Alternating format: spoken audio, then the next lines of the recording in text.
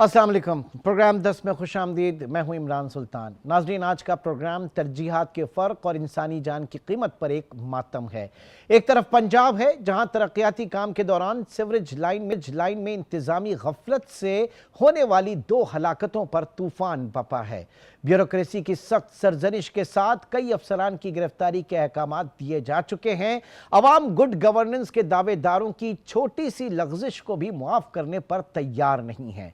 दूसरी तरफ उर्सुल बिलाद कराची, जहां गुल प्लाजा की आग में 80 के करीब जीते जागते इंसान कोयला बन गए, मगर यहां का मंजरनामा मुख्तलिफ है। यहां लाशों के ढेर पर इंसाफ देने के बजाय हुक्मरान इसे प्रोपेगेंडा वॉर करार दे रहे हैं।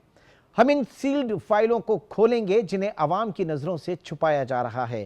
क्या फैक्ट फाइंडिंग रिपोर्ट में एक मासूम बच्चे को बलि का बकरा बनाकर इलेक्ट्रिक इंस्पेक्टर और वुज़रा को बचाने की कोशिश की गई है?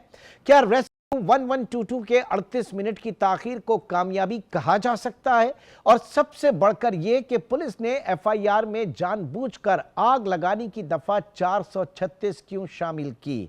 सवाल उठेंगे उस कमेटी पर भी जिसे बिल्ली से दूध की रखवाली करार दिया जा रहा है।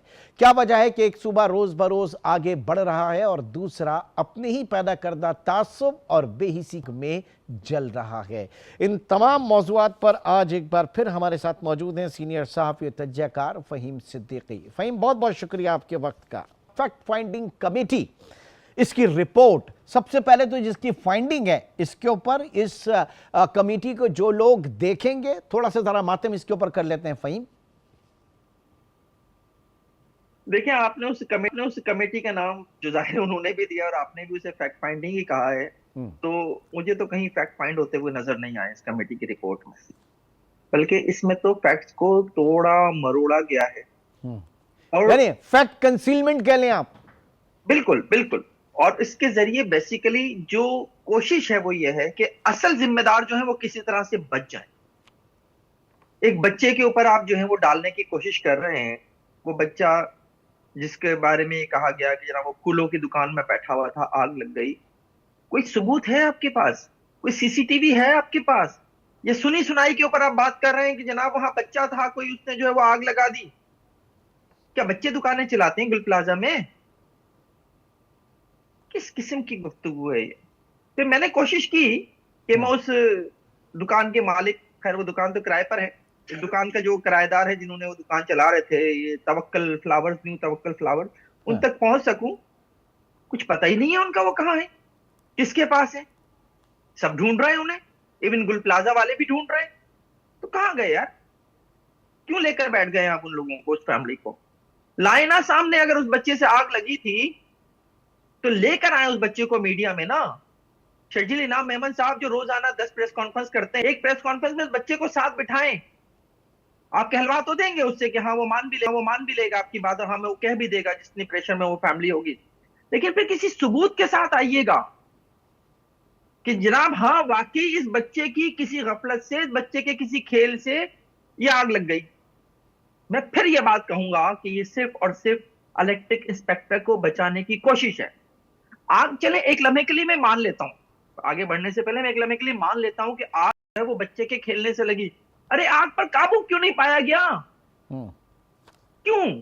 आपका फायर ब्रिगेड इतना लेट, आपका 1122 जो आपने अरबों रुपए से बना दिया, जिसके लिए आपने कराची में KMC से 2 गाड़ियां ली फायर ब्रिगेड की, और ये कहा कि आप इन्हें गुलशन में अपने सेंटर पर खड़ा करके यहां से गुलशन और आसपास के इलाकों में आग बुझाएंगे। उनके ऊपर आपने रेस्क्यू 1122 लिखा, और इस वक्त रेस्क्यू 1122 में 3500 भर्तियां हो चुकी हैं उन 2 गाड़ियों के ऊपर जी, पूरा रेस्क्यू 1122 चलाने के लिए। और इससे भी आगे चलते हैं। चलें एक लम्हे के लिए मैं आपको बड़े मजे की बात बता दूं, गुफ्तगू से मैं जरा सा हट गया हूं, लेकिन बड़ी इंपॉर्टेंट बात है इस शहर के हवाले से, इसलिए मैं ये बात आपको बता रहा हूं कि अभी पिछले ही महीने दिसंबर में इन्होंने एक बनाई हुई है सिंध एमरजेंसी काउंसिल, जिसमें मुख्तलिफ इदारे हैं। उस एमरजेंसी काउंसिल में महीने इस बात की मंजूरी दी गई है कि जो सिंध लोकल गवर्नमेंट एक्ट है उसके तहत जो तमाम फायर और रेस्क्यू के इदारे हैं वो 1122 के मातहत होंगे। कर लें, आपका एक्ट बना हुआ है, लेकिन एक्ट से पहले रूल्स बनते हैं भाई। रूल्स में अभी तक रूल्स नहीं बने। اور آپ کہہ رہے ہیں کہ 1112 کے ماتحت کر دیں. اس اجلاس میں نہ صرف منظوری ہو گئی بلکہ یہ بھی کہہ دیا گیا کہ سارے کام جو ہے وہ آپ کر لیے جائیں. حالانکہ اسی میٹنگ میں این ڈی ایم اے کے ایک صاحب نے اعتراض اٹھایا اس بات کے اوپر. میرے پاس وہ سارے منٹس موجود ہیں. اس کے باوجود آپ کہتے ہیں کہ جناب ہاں تو ہم سب یہ کرنے جا رہے ہیں. کیوں کرنے جا رہے ہیں یار آپ؟ سیاسی بھرتی ہے. کیونکہ کراچی میں نوکری کے لیے کراچی کا ڈومیسائل چاہیے ہوتا ہے, تو آپ کراچی کے ادارے جو ہے وہ اس طرح سے جو ہے وہ آپ بنائے چلے جا رہے ہیں. Sindh building control authority, Karachi building control authority کو کر دیا. فائر سروسز لے کر جو ہے 1112 بنا دیا. 2 گاڑیوں کے اوپر آپ نے 3000 بھرتیاں کر لی. بھائی خدا کے لیے یار نہیں کرو اس شہر کے ساتھ. لیکن اب یہ بتائیے کہ وہ کہہ رہے ہیں نا کہ جوڈیشل انکوائری کے لیے جو ہے وہ تجویز کر دیا. جوڈیشل انکوائری, کیا جوڈیشل انکوائری جو ہے وہ اب آپ سمجھ رہے ہیں کہ اس طرح کی رپورٹس وہ تو نئے سرے سے میرے خیال سے ساری چیزیں ہونی چاہیے وہاں پہ. جوڈیشل انکوائری سے کیا آ جائے گا سامنے؟ ایک کمیٹی آپ نے بنائی, یہ جو فیکٹ فائنڈنگ کمیٹی, پھر آپ نے بنا دی ایک کابینہ کی سب کمیٹی.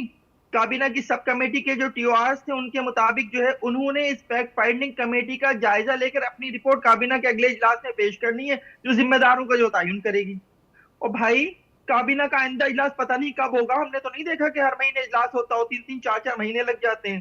ممبرز کون ہیں اس کمیٹی کے؟ ممبرز کون ہیں اس کمیٹی کے؟ سب ممبر ہیں جناب خود وزیر اعلیٰ صاحب نمبر 1, جن کے اوپر 2 طرح سے سانے کی ذمہ داری عائد ہوتی ہے.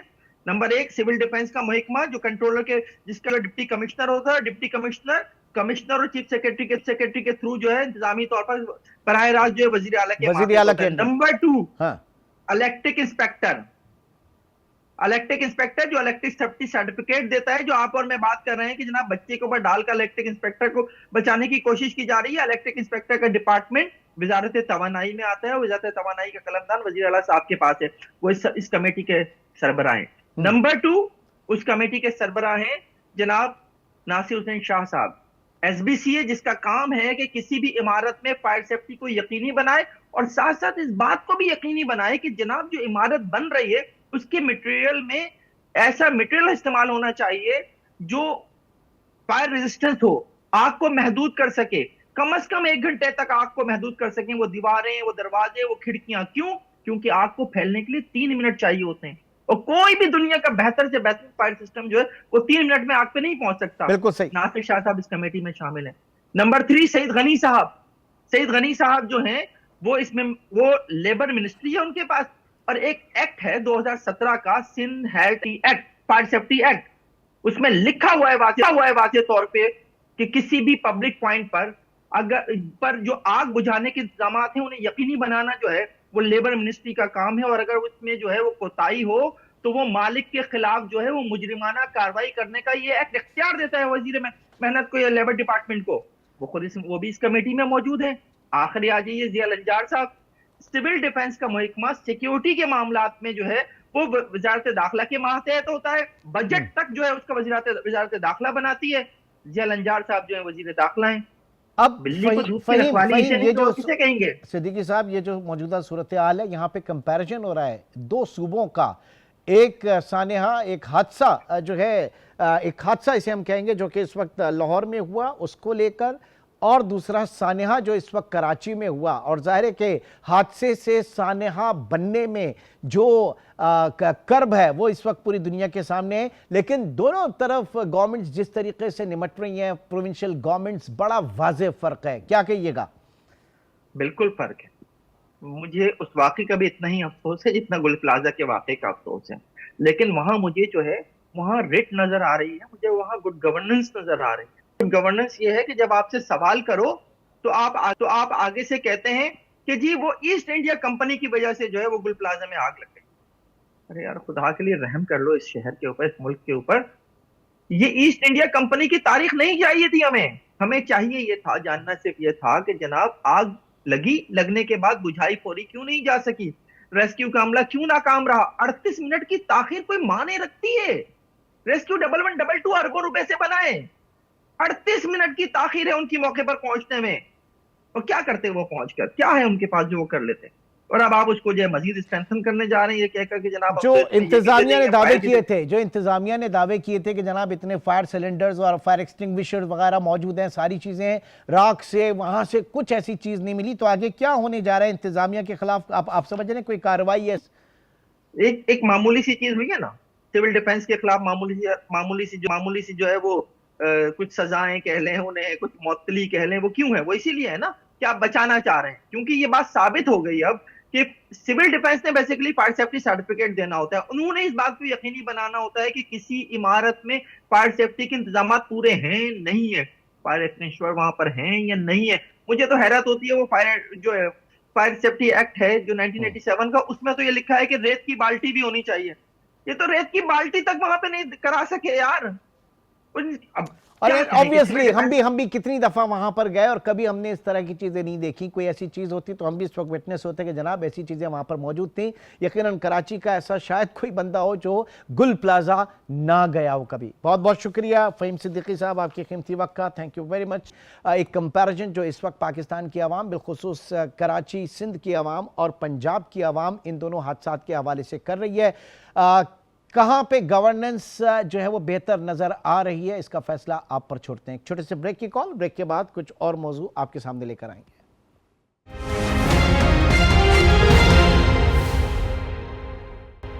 Welcome back.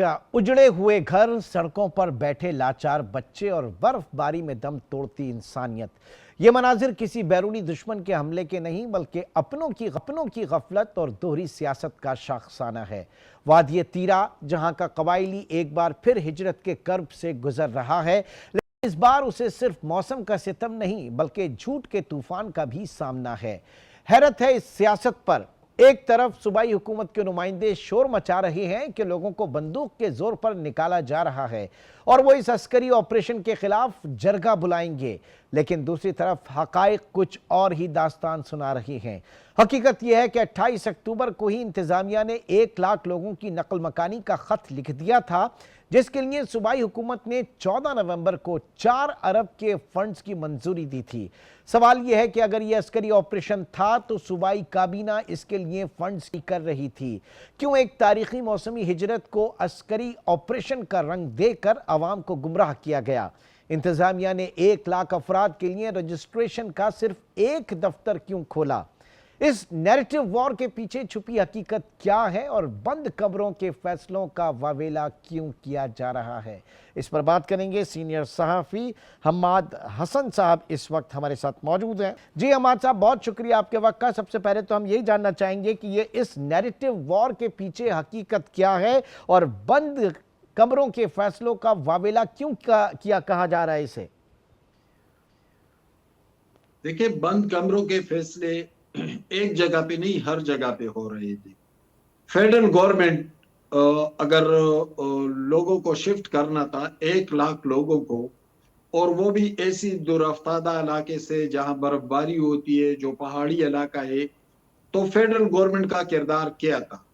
एक तो ये है। दूसरी बात ये है कि क्या प्रोविंशियल गवर्नमेंट के साथ उनकी कोऑर्डिनेशन तसलसल के साथ थी? ये दूसरा हम सवाल है। तीसरा ये कि प्रोविंशियल गवर्नमेंट ने इंतजामात क्या किए थे? 28 अक्टूबर को डिप्टी कमिश्नर खैबर खत लिखता है प्रोविंशियल गवर्नमेंट को। 14 नवंबर को वजीर आला काबीना का इजलास बुलाते हैं। एजेंडा नंबर 43 पर 4 अरब रुपए की रिलीज का मामला सामने आता है, और वो उस खत की रोशनी में जो डिप्टी कमिश्नर ने लिखा था, 4 अरब रुपए काबीना उसकी मंजूरी देती है और फंड रिलीज करती है। लेकिन होता क्या है, फिर 26 दिसंबर को भी सेक्रेटरी रिलीफ खत लिखता है, फिर 31 दिसंबर को भी चीफ सेक्रेटरी के साथ जरगा होता है। लेकिन होता क्या है अमली तौर पर यह है कि वो इंतजामिया, वो डिप्टी कमिश्नर, वो कमिश्नर, वो सारा इंतजामिया जो इन मामले को मैनेज करने के जिम्मेदार थे, उन्होंने इतना तकल्लुफ भी नहीं किया कि वेदर कास्ट वालों के साथ कोऑर्डिनेशन करते और कम से कम ये मालूमात लेते कि बर्फबारी कब आएगी और बर्फबारी की शिद्दत कितनी होगी। 40 साल की सबसे बड़ी बर्फबारी हुई है, 4 फुट तक बर्फ पड़ी है, और इस दौरान आपने पहाड़ी इलाकों से लोगों को निकाला। जब उनको निकाला भी, जब वो नीचे, तो आपने एक ही रजिस्ट्रेशन पॉइंट बनाया था। ये रजिस्ट्रेशन पॉइंट बनाना सूबाई हुकूमत की भी जिम्मेदारी थी, मरकजी हुकूमत की भी जिम्मेदारी थी, क्योंकि नादरा मरकजी हुकूमत के मातहत इदारा है। न रजिस्ट्रेशन सेंटर बने थे, نہ انتظامات ہوئے تھے، نہ ٹرانسپورٹیشن کا انتظام تھا. جب لوگ نیچے آئے تو 10-10 میل تک قطاریں لگی ہوئی تھی. اور پھر برف باری میں، بدترین موسم میں کھانے پینے کو کچھ نہیں تھا، میڈیسن دستیاب نہیں تھے، بوڑھے بزرگ بیمار خواتین اور بچے رولتے رہے اس بدترین موسم میں. دونوں کا کردار ہے، پروونشل گورنمنٹ کا بھی اور فیڈرل گورنمنٹ کا بھی. اچھا اب یہ مجھے بتائیے، کیا یہ جو مائگریشن ہے یہ ہر سال ہوتی ہے؟ یہ موسمی مائگریشن اسے کہا جاتا ہے، جب اتنے ایکسٹریم ویدر میں جو پچھلی ہوتی تھی، اور اس میں کیا فرق ہے؟ دیکھیں یہ خبر بھی میں نے پہلے دی تھی، تقریباً 2-2.5 مہینے پہلے میں نے میڈیا میں کہا تھا کہ ایک سیزنل مائگریشن ہوتی ہے، اور یہ بات ٹھیک ہے. یہ سینکڑوں سالوں سے اس طرح ہوتا ہے. فراق میں ان دنوں میں موسم ناسازگار ہوتا ہے، مائنس میں چلا جاتا ہے، فصلیں اس موسم میں کوئی خاص ہوتی نہیں ہے. تو وہاں سے آنے والے افریدیوں کے ٹھکانے پشاور کے آس پاس باڑہ تحصیل، جمرود تحصیل، اور یہاں پر شاکاس، کجورائے، علم گدر، یہ جو مختلف علاقے ہیں یہاں پر یہ بس جاتے تھے. پھر کچھ لوگ یہاں پر رہنے لگے، ان کے خاندانوں کے یہاں پہ محنت مزدوری کرنے لگے. تو جب موسم وہاں پہ ناسازگار ہوتا، سردی بڑھ جاتی، تو یہ لوگ نیچے آتے اور یہ سردیوں کا موسم یہی پہ گزارتے. یہ ایک روٹین کا معاملہ تھا. لیکن موجودہ شفٹنگ کو تو ہم سیزنل مائگریشن نہیں بول سکتے. وہ اپنی مرضی سے گھوڑوں خچروں پہ آتے اور یہاں پہ موسم بدلتے ہی واپس چلے جاتے. لیکن یہ تو ان کو تو باقاعدہ نکالا گیا، ان کو تو کہا گیا کہ آپ لوگ چلے جائیں، اور رجسٹریشن اور تک بنائے گئے. یہ فیصلے جو ہے صوبائی حکومت اس میں آن بورڈ تھی پوری؟ بالکل آن بورڈ تھی. 28 اکتوبر کو ڈپٹی کمشنر نے خط لکھا ہے، 14 نومبر کو کابینہ کا اجلاس ہوا ہے اور کابینہ نے 4 ارب روپے ریلیز کیے ہیں. 26 دسمبر کو سیکرٹری ریلیف نے خط لکھا ہے. لیکن یہ افسران آج بھی اپنے عہدوں پر بیٹھے ہوئے، کچھ پیسے جو فنڈ منظور ہوئے تھے کچھ لوگوں کو ملے، فنڈ ریلیز وغیرہ بھی ہوئے، کچھ خبریں اس حوالے سے بھی؟ وہ تو جب یہ رجسٹریشن ہوتی ہے تو اس دوران 40,000 روپے ٹرانسپورٹیشن کے ملتے ہیں، 2.5 لاکھ روپے خاندانوں کو ملتے ہیں. لیکن اس میں بھی گھپلوں کے حوالے سے کچھ انفارمیشن آ رہی ہے کہ 40,000 روپے پورے نہیں ملتے لوگوں کو، ٹرانسپورٹیشن کے مسائل ہیں، اور چونکہ رجسٹریشن کے معاملات بھی گھمبیر ہو گئے ہیں، اس میں کچھ باہر کے لوگ بھی آئے ہیں، اپنے آپ کو تیرا کا ظاہر کر رہے ہیں. تو مینجمنٹ میں بہت سارے مسائل ہیں، اور مینجمنٹ صرف پروونشل گورنمنٹ نہیں بلکہ فیڈرل گورنمنٹ کی نالائکی بھی سامنے. اوکے اب یہ ایک بات اور، کیونکہ کہا یہ جا رہا ہے کہ جناب یہ پوری جو ایکسرسائز ہے، کوشش ہے کہ جناب وادی تیرا اور وہ جو ریجن ہے اس کے معدنی وسائل پر قبضہ کیا جائے. یہ کلیم کر رہے ہیں وہاں کی جو صوبائی حکومت ہے. اس طرح کے کیا فیکٹ ہے وہاں پہ معدنیات کے حوالے سے؟ دیکھیں تیرا میں یہ جو آپ دیر سے نیچے آ جاتے ہیں، جو فاٹا ڈسٹرکٹ ہے، جو پہلے فاٹا ہوا کرتا تھا، یہ 7 ایجنسیاں تھی.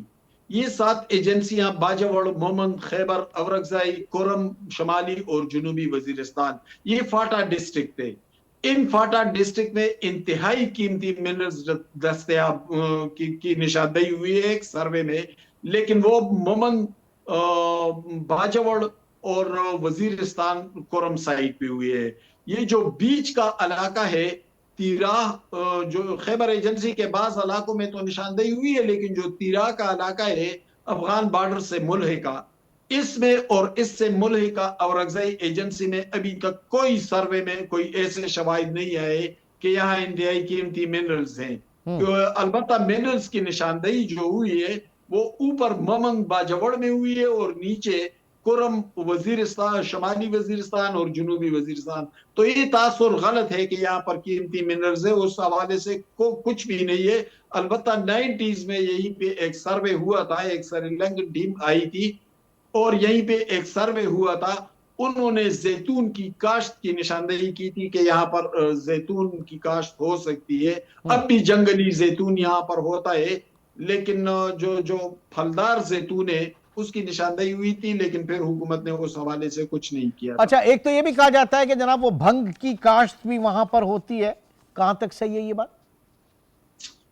دیکھیں یہ ایک مخصوص بھنگ ہے، ویسے بھنگ تو ہوتی ہر جگہ پر ہے، اسلام آباد میں بھی، لیکن ایک مخصوص بھنگ ہے۔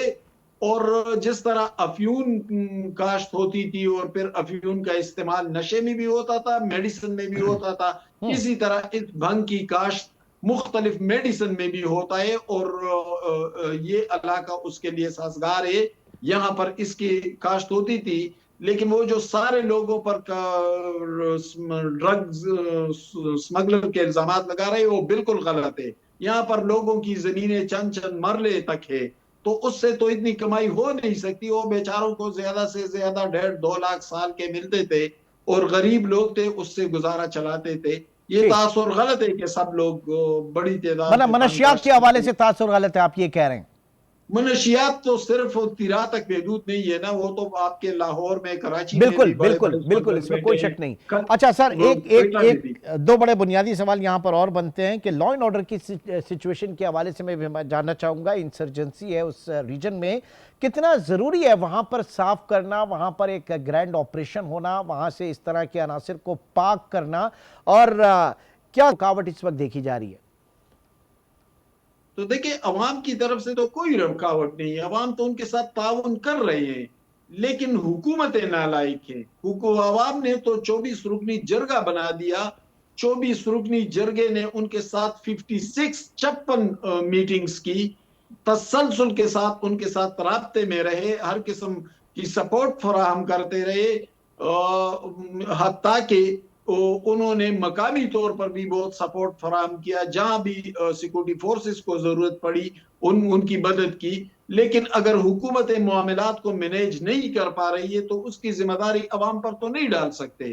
دہشت گرد تو 600 کے قریب دہشت گرد ان علاقوں میں موجود ہے۔ تو بھائی افغان بارڈر آپ کے ذمہ ہے، آپ کی رسپانسبلٹی ہے، ادھر سے اگر وہ آ جاتے ہیں تو اس میں عوام کا کیا قصور ہے؟ دوسری بات یہ ہے کہ بارڈر کو آپ نے کلوز کیا ہوا ہے، ادھر ان کے خلاف آپریشن کرے، عوام نے تو اپنے سامانیں اٹھا لی، نکل پڑے برف باری میں، ناسازگار موسم میں، آپ آپریشن کر کے صفائی کر لے، عوام کی طرف سے کون سا۔ لیکن اگر سٹیٹ کی ناکامی ہے تو وہ ہم عوام پر نہیں تھوپ سکتے۔ ٹھیک ہے، اور ظاہر ہے کہ جو پروونشل گورنمنٹ اس بیچ میں آ رہی ہے، یہاں پہ اس کا کردار قابل تنقید ہے۔ بالکل، پروونشل گورنمنٹ کی کارکردگی بہت کمزور ہے۔ پروونشل گورنمنٹ ایک تو وہ سٹیٹ بیانیے کے ساتھ نہیں کھڑے ہیں، ان کا الگ بیانیہ ہے۔ دوسری بات یہ ہے کہ آپریشن کے حوالے سے ان کے تحفظات ہیں، انہوں نے کہا کہ پہلے کہا کہ ہم آپریشن کریں گے، اب کہتے ہیں کہ ہم IBOs یعنی انٹیلیجنس بیسڈ آپریشن پہ جائیں گے۔ انٹیلیجنس بیسڈ آپریشن پہ جائیں گے بھی تو میں تو ان علاقوں سے واقف ہوں، وہاں پر تو شدید برف باری ہے، وہاں پر تو موسم ایسا ہے کہ وہاں پر تو اس وقت انٹیلیجنس بیسڈ آپریشن بھی مجھے مشکل لگتا ہے۔ ناظرین ایک چھوٹا سا بریک کے بعد کچھ اور موضوع آپ کے سامنے لے کر آئیں گے۔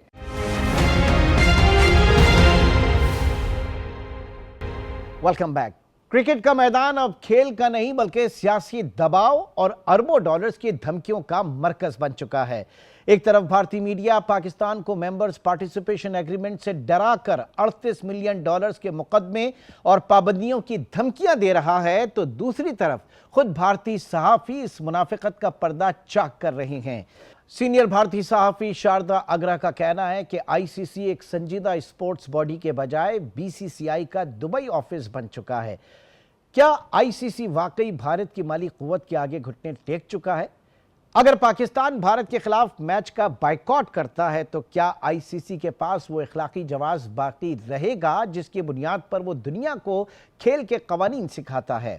مودی حکومت جس طرح کرکٹ کو ہتھیار کے طور پر استعمال کر رہی ہے، اس کے جواب میں پاکستان کیا اہم فیصلہ کرنے والا ہے؟ پروگرام میں اس سیگمنٹ میں اسی اہم موضوع پر بات کریں گے۔ Senior sports journalist doctor Noman Niaz اس وقت ہمارے ساتھ موجود ہیں۔ ڈاکٹر صاحب بہت شکریہ آپ کے وقت کا۔ سب سے پہلے تو یہ جاننا چاہیں گے کہ پاکستان نے اب تک کوئی حتمی فیصلہ نہیں کیا اس T20 ورلڈ کپ میں پارٹیسپیشن کے حوالے سے، کیوں پاکستان نے اب تک کوئی فیصلہ نہیں کیا؟ کیا خبریں اور کیا آپشنز اس وقت پاکستان کے پاس ہیں؟ دیکھیں جی، سب سے پہلے تو اٹس آلویز اے پلیجر، بڑا شکریہ آپ نے مدعو کیا ہمارے پروگرام میں۔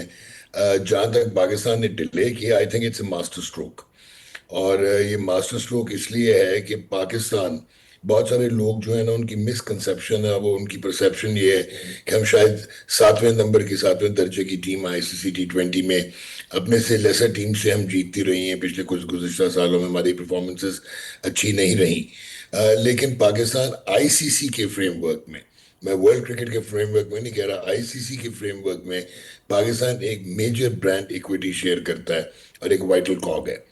और अभी आपने बड़ा अच्छा कहा कि जो बीसीसीआई है वो तो पॉलिटिकल टूल बन गया है भारतीय जनता पार्टी का, बीजेपी का और आरएसएस का। और जय शाह के आने के बाद आईसीसी ने अपनी क्रेडिबिलिटी और सॉलिडिटी जो है वो बिल्कुल खो दी है। और अनफॉर्चुनेटली जो अब एक मेजर चीज है, ये शुरू तनाज़ा तो हुआ बांग्लादेश के आउस्टर से, जो कि प्रिंसिपली राइट थे और उनका हक बनता था कि उनके मैच सिक्योरिटी रीजंस पे इंडिया से शिफ्ट करके श्रीलंका लेके जाते, क्योंकि भारत खुद ही करता आया है। लेकिन जो एक इम्पॉर्टेंट चीज है जो कि बहुत सारे लोग शायद अननोटिस्ड चली जाती है, वो ये है कि फीफा जो है वो वर्ल्ड फुटबॉल की एक गवर्निंग बॉडी है, बिल्कुल, और वो डिक्टेटिंग वोट्स पे चलती है। लेकिन जो आईसीसी है वो एक लेजिस्लेटिव बॉडी है जो कि फुल मेंबर बोर्ड्स के 1 वोट ईच पे, यानी कि सारे 12 के 12 फुल मेंबर्स बराबर हैं। बांग्लादेश उतना ही अहमियत उतनी रखता है आईसीसी के बोर्ड में जितनी कि इंडिया की है या इंग्लिस्तान की है या पाकिस्तान की है। सो अब हुआ क्या है कि इंडिया ने हेगेमोनिक प्रेजेंस, चाहे वो उनकी इंपीरियलिस्टिक हेगेमनी है या नहीं है, लेकिन उनकी मार्केट और फाइनेंशियल जगरनॉट होने की वजह से फाइनेंशियल जो हेगेमनी है उसकी वजह से ऑस्ट्रेलिया, इंग्लैंड जैसे ताकतवर बोर्ड जो हैं उन्होंने घुटने टेक दिए और वो साइड किक्स बन गए। और जो लेसर बोर्ड हैं, अफगानिस्तान हो गया, श्रीलंका, ये बिल्कुल लैपडॉग बन गए बीसीसीआई के। तो अब आपको जो एक चीज समझने की है वो ये है कि पाकिस्तान के पास इससे बेहतरीन मौका नहीं आएगा नेगोशिएटिंग टेबल पे उनको लाने का, घुटने टिकवाने का। उसका रीजन ये है कि अब मैं आपको कुछ नंबर्स देता हूँ कि जो पाकिस्तान और इंडिया के मैचेस, अगर आपको याद हो आईसीसी चैंपियंस ट्रॉफी 2017 में हम 2 मुख्तलिफ ग्रुप्स में थे, क्योंकि पाकिस्तान नंबर 8 की टीम थी और इंडिया नंबर 1 था उस वक्त। लेकिन ब्रॉडकास्टर्स की चीखें निकल के उन्होंने कहा जी हमें इंडिया पाकिस्तान का मैच चाहिए, तो इस वजह से रूल्स बेंड करके पाकिस्तान को इंडिया के साथ शामिल किया गया, जो हम इवेंचुअली चैंपियंस ट्रॉफी इंडिया को हरा के जीत गए थे। उसके बाद आज तक अगर आप देखें तो इंडिया पाकिस्तान एक पूल में होते हैं। इंडिया पाकिस्तान के साथ बायलैटरल सीरीज अपनी डिक्टेशन पे मस्ती में नहीं खेलता, और लेकिन आईसीसी टूर्नामेंट्स में खेलने पे राजी हो जाता है। तो उसका रीजन क्या है? उसका रीजन ये है कि जो 2021 का आईसीसी वर्ल्ड कप का पाकिस्तान इंडिया का मैच था उसमें 167 मिलियन व्यूअर्स थे। जो 2023 का मैच था, हालांकि वन साइडेड हुआ था, उसमें 267 जो है वो 205 मिलियन व्यूअर्स थे। और जो कि आईसीसी चैंपियंस ट्रॉफी 2025 का एक अजीब सा मैच हुआ था, बिल्कुल लॉपसाइडेड, दुबई में, पाकिस्तान और भारत का, उसमें कैंटार रेटिंग में नंबर 1 था। अब ये रेटिंग्स ट्रांसलेट कैसे होती हैं? भारत में एक चैनल जो कि ब्रॉडकास्ट करता है इंडिया पाकिस्तान का मैच, उसके 10 सेकंड का कमर्शियल एयर टाइम स्लॉट जो है वो $18,750 का। अब एक और जरा अब नजर दौड़ाएं तो जो जियो स्टार है वो रिलायंस ओन करता है, यानी कि मुकेश अंबानी, जो कि उनके बिगेस्ट डोनर हैं बीजेपी के।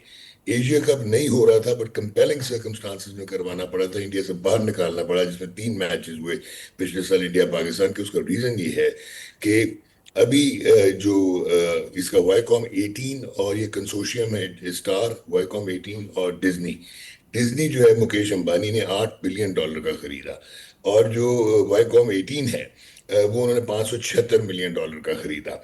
$6.02 बिलियन के आईपीएल के राइट्स जो हैं वो उन्होंने खरीदे हुए हैं, और आईसीसी के राइट्स उन्होंने $3.1 बिलियन के खरीदे थे। लेकिन हुआ क्या कि 2024 का वर्ल्ड कप आईसीसी ने जब बोर्ड ने वोट कर दिया था, यूएस में और वेस्ट इंडीज में हुआ, तो बहुत सारे प्रोडक्शन की डबल कॉस्ट की वजह से लॉसेस हुए, तो जियो स्टार विदड्रॉ कर गया वो राइट्स। आईसीसी ने बेतहाशा कोशिश की कि कोई और ब्रॉडकास्टर वो उठा ले, किसी ने नहीं उठाया, तो आईसीसी ने फिर $1 बिलियन की कंसेशन दी है।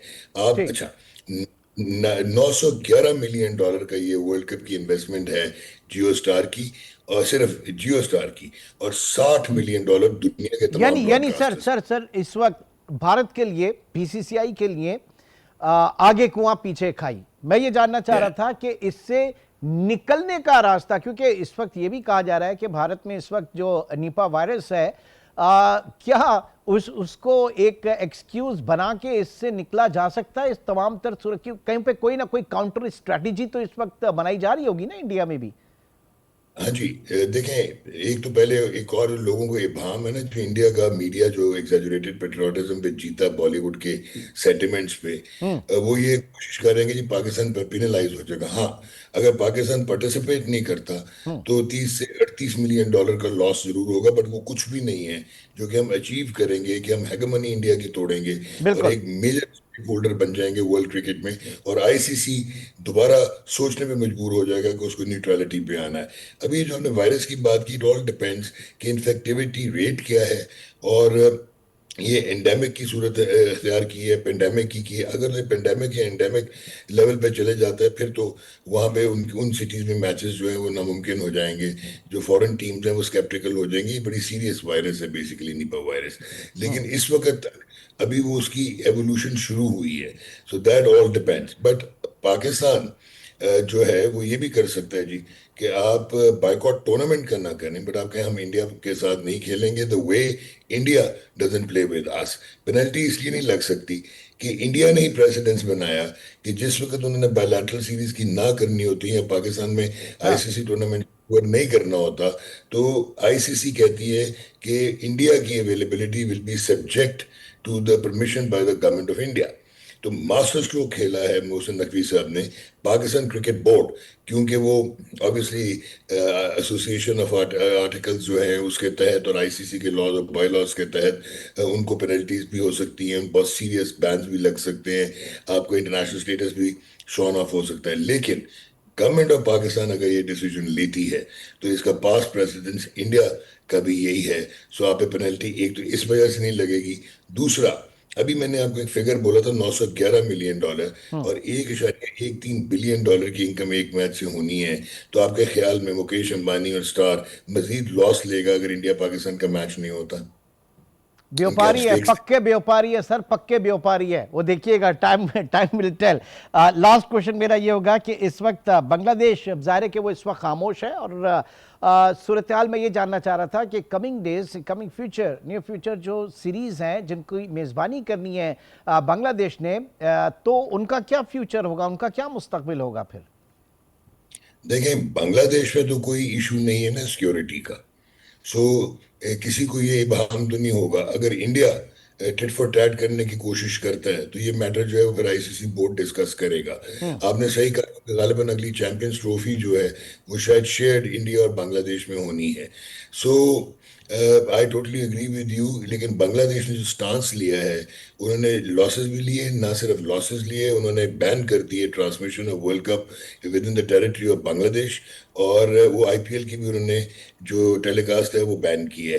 تو بہت سارے ناظرین یہ سمجھتے ہیں کہ شاید بنگلہ دیش جو ہے وہ نچلے درجے پہ ہے، but broadcast right value اور اسپانسرشپ پہ وہ پاکستان سے اوپر ہے ایشیا میں. ٹھیک. تو 170 ملین ان کے آئی بالز ہیں. ایک اور اسی لحاظ سے جلدی سے میں آپ کو بتاؤں، پاکستان وہ آبویسلی جو آپ اور میں شاید نہیں جانتے جو فورن پالیسی ہوگی یا گورنمنٹ لیول یا فیڈریشن لیول کے ڈیسیجنز ہیں، لیکن بائیکاٹ یا انڈیا کے ساتھ بائیکاٹ ایٹ لیسٹ یہ ہونا چاہیے. اس کا ایک اور ریزن یہ ہے کہ ابھی تو اگر آپ یہ دیکھیں کہ کتنی ہپوکریسی ہے کہ بنگلہ دیش کو 14-2 سے ووٹ آؤٹ کیا جو یہ بورڈ تھا آئی سی سی کا. لیکن جب پاکستان نے درخواست کی تھی کہ ہم بھی نہیں انڈیا جائیں گے اور اگر انڈیا پاکستان نہیں آتا، تو میجورٹی نے پاکستان کو فیور کیا تھا، تو ہمیں سری لنکا میں نیوٹرل وینیو ملا تھا. تو ابھی 2027 تک یہ ارینجمنٹ ہے، یہ جو ہائبرڈ ماڈل ہے. جے شاہ جو ہے وہ 3 سال کے لیے نہیں بلکہ 6 سال کے لیے the way he has orchestrated his presence there. انہوں نے سی ای او بھی اپنا سنجوگ گپتا جو ہے ہینڈ پک رکھا ہوا انڈیا کا. سو آپ کو یہ دیکھنا ہے کہ اگلے سال گرانٹ بھی ڈیسائیڈ ہونی ہے. تو یہ اگر فارمولا चेंज कर दें और ये रेटिंग बेस पे ले जाए, रैंकिंग बेस पे, तो पाकिस्तान की ग्रांट आधी रह जाएगी। ठीक है, और यानी वो हम बरबला कह सकते हैं कि T20 वर्ल्ड कप का इनेकाद, न सिर्फ इसका इनेकाद बल्कि उससे कहीं पहले पाकिस्तान का अहम फैसला, इसके दूररस नताइज आयद होंगे, दूररस नताइज इसके निकलेंगे ओवरऑल क्रिकेट के ऊपर भी। और जाहिर है कि जिस तरीके से आप कह रहे हैं कि मास्टर स्ट्रोक है ये इस वक्त पाकिस्तान का, कि किसी तरीके से जो इस वक्त BCCI की जो हेजमनी है उसको तोड़ा जाए, उसको रोका जाए। देखें सूरत हाल कहाँ आगे जाती है। बहुत बहुत शुक्रिया डॉक्टर नोमान नियाज साहब आपके तज्जिए का। थैंक यू नाज़रीन, आज के प्रोग्राम से इतना ही। इंशाअल्लाह आपसे फिर मुलाकात होगी। अपना बहुत ख्याल रखिएगा। अल्लाह हाफिज़।